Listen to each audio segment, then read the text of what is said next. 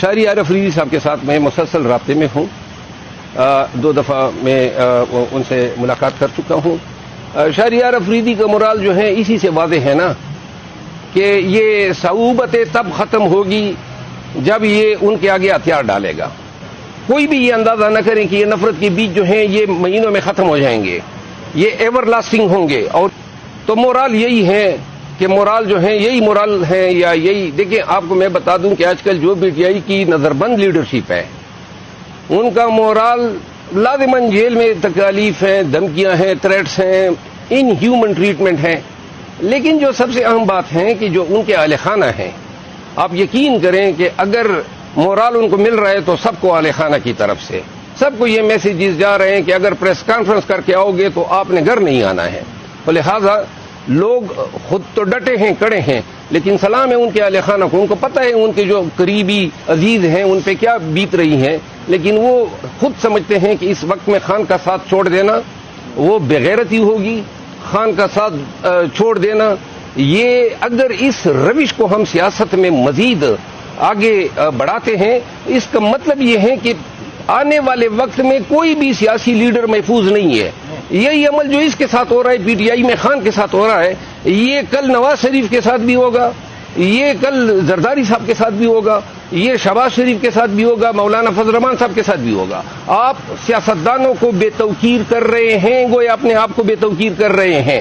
اور کیوں کر رہے ہیں کم از کم یہ تو سوچ لیں کیوں کون آپ کو بے توقیر کرا رہا ہے. یہ وقت ہے کہ لوگ یہ سوچیں. لیکن بدقسمتی یہ نا کہ ہم اپنے جو ہمارے بڑے بڑے جفادری لیڈر ہیں وہ اپنے ذاتی انات کے خول میں اتنے بندے ہوئے ہیں کہ ان کو سوائے انتقام کے, سوائے پی ٹی آئی اور عمران خان کو مزید جو ہے اس کو یعنی اخلاقی اس کی بنیادی حقوق کو مزید پامال کرنا ہے, اس کو مجبور کرنا ہے, اس کو نشان عبرت بنانا ہے. تو یہ ان کے ذہن میں بیٹھا ہوا ہے. کسی کو یہ نظر نہیں آ رہا ہے کرنسی آپ کی جو ہے ڈی ویلیو ہو رہی ہے, مہنگائی بڑھ رہی ہے, پاکستان ڈیفالٹ کی طرف بڑھ رہا ہے. کم از کم اس وقت میں آپ لوگ سب لوگ ادارے مل کے یہ تو سوچیں نا کہ اگر ہم کم از کم ایک ورکیبل پولیٹیکل ایک انوائرمنٹ دے سکتے ہیں, اس کا اثر اکانومی پہ پڑے گا, اس کا اثر عام پاکستانی پہ پڑے گا. کسی کو یہ پرواہ نہیں ہے, یہ لے جا رہے ہیں ملک کو ڈس انٹیگریشن کی طرف. آج عمران خان صاحب کی بھی اسلام آباد ہائی کورٹ میں پیشی تھی.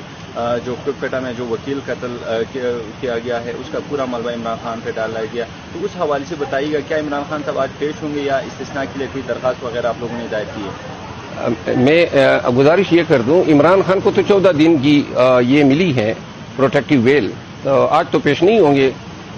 14 دن ہیں اور وہ 14 دن کے اخیر میں ہم انشاءاللہ پیش ہوں گے. یہ جو وکیل صاحب کا ملبہ ڈالا گیا ہے, ایسا آپ یہ بتائیں کون سا ملبہ ہے جو نہیں ڈالا جا رہا ہے. مطلب یہ آپ یقین کریں کہ ہم اب یہ بھی فیئر کر رہے ہیں کہ کراچی میں اگر گن پوائنٹ پہ سنیچنگ کی وارداتی ہوگی, اب یہ ان میں بھی پی ٹی آئی کے لیڈرز کو ملوث کریں گے کہ جی یہ بھی ان میں ان کا ماسٹر مائنڈ تھے یا ان کا کوئی یہ تھا. آج کل وکلاء کو ہمیں جب عدالتوں میں جاتے ہیں ہمیں تکلیفیں میں پتہ ہی نہیں چل رہا ہے کہ ان 160 کیسز میں کون سی فائل ہم اٹھائے ہوئے ہیں. جج صاحب کو پتہ نہیں چلتا ہے کہ کس فائل کو, تو لہذا ایک اندھیر نگری ہے اور وہ کہتے ہیں نا اندھیر نگری چوپٹ راج, یہ اس میں ہم گزر رہے ہیں. اللہ کرے یہ ملک کے لیے اچھا نہیں ہے. پارٹیوں کے مقاصد یا ان کے مفادات سے بالاتر جو سب سے اہمیت ہے وہ پاکستان کی سالمیت ہے, اور ہم اپنے ان عوامل سے یہ نفرت کے بیج جو ہم بو رہے ہیں, یہ آپ کوئی بھی یہ اندازہ نہ کریں کہ یہ نفرت کے بیج جو ہیں یہ مہینوں میں ختم ہو جائیں گے, یہ ایور لاسٹنگ ہوں گے. اور یہ نفرت جو ہے اب قومی سطح پہ جو ہے یہ اتنی بڑھ چکی ہے کہ لوگ جو ہیں اب یہ سوچ رہے ہیں کہ آیا یہ ہمارا ملک باقی رہے گا بھی کہ نہیں.